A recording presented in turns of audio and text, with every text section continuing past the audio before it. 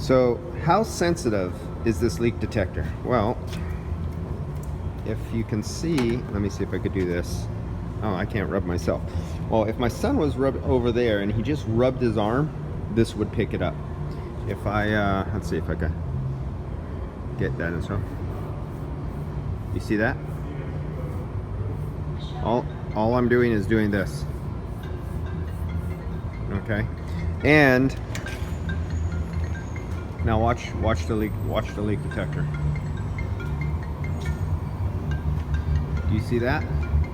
Well, hold on, we gotta wait for the phone to stop. God dang it.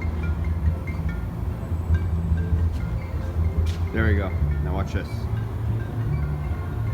It's bouncing. Okay, there it is. The sound is bouncing around because it's high pitched. You see that right there?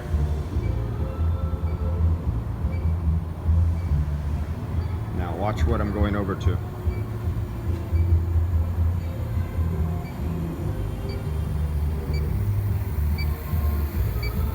So this is on, and there's a vacuum because there's a little pump inside here that brings the refrigerant over the system.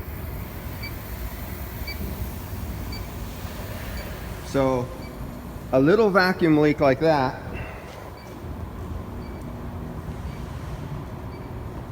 it's going down. Okay, it's almost gone. There, that's about gone right there. Okay, so we're about 25 feet away, and I could pick that vacuum leak up from there. That is how sensitive this is. You could just brush the hairs on your arm, it picks it up.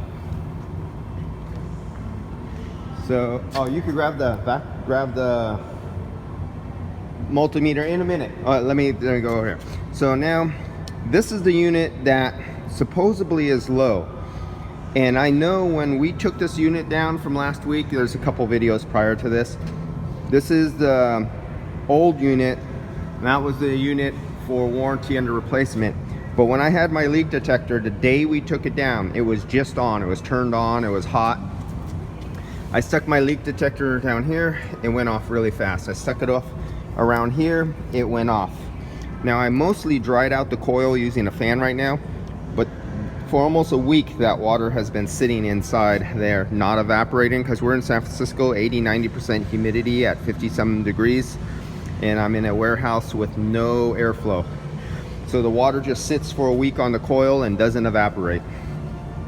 So just prior to this video, I determined there is refrigerant in there, and the refrigerant level is, I think it's 171 psi.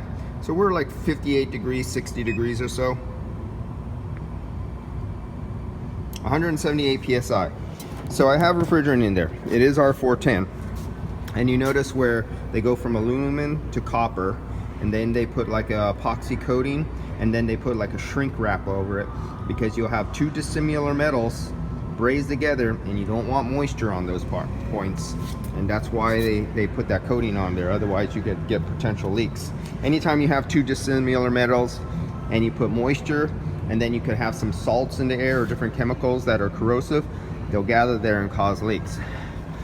So we've been very frustrated looking for this leak, and usually, I mean, I got an oil stain here, and I've been using the ultrasonic on here, and we've been using the leak detector, and if, god damn it, today I cannot pick up anything.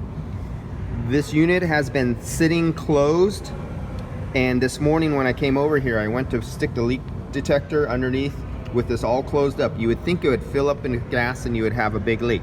It's not picking up anything. The Stratus is not picking up anything. The ultrasonic is not picking up anything.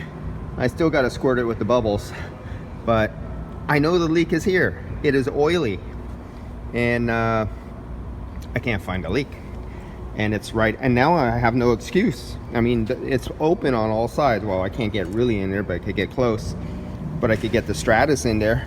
And we've literally been going tube by tube, just following every tube, and I've been doing this across the whole face. Even though I know all the oil is right here, I just, for the hell of it, been doing the whole face. I go, I gotta find this leak.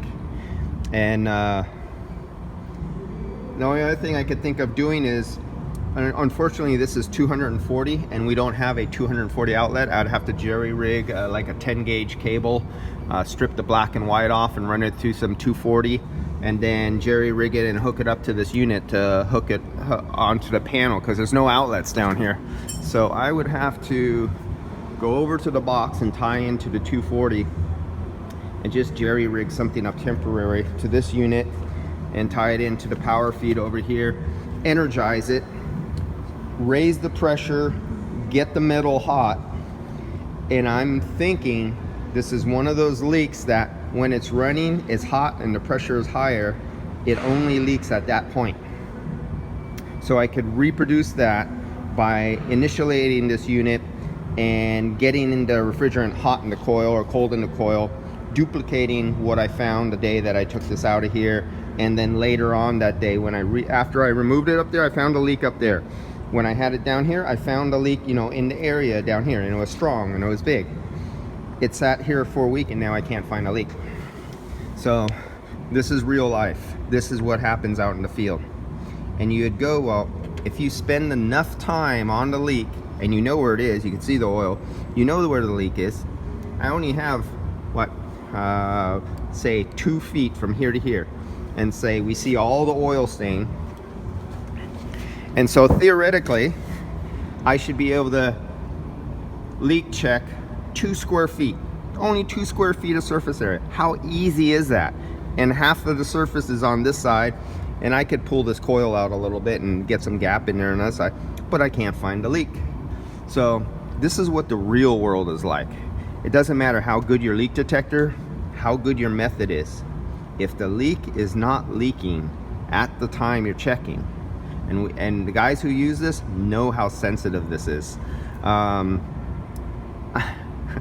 having a hard time. So I'm gonna give up on this today. We're on maybe 5 more minutes, but this is the real world.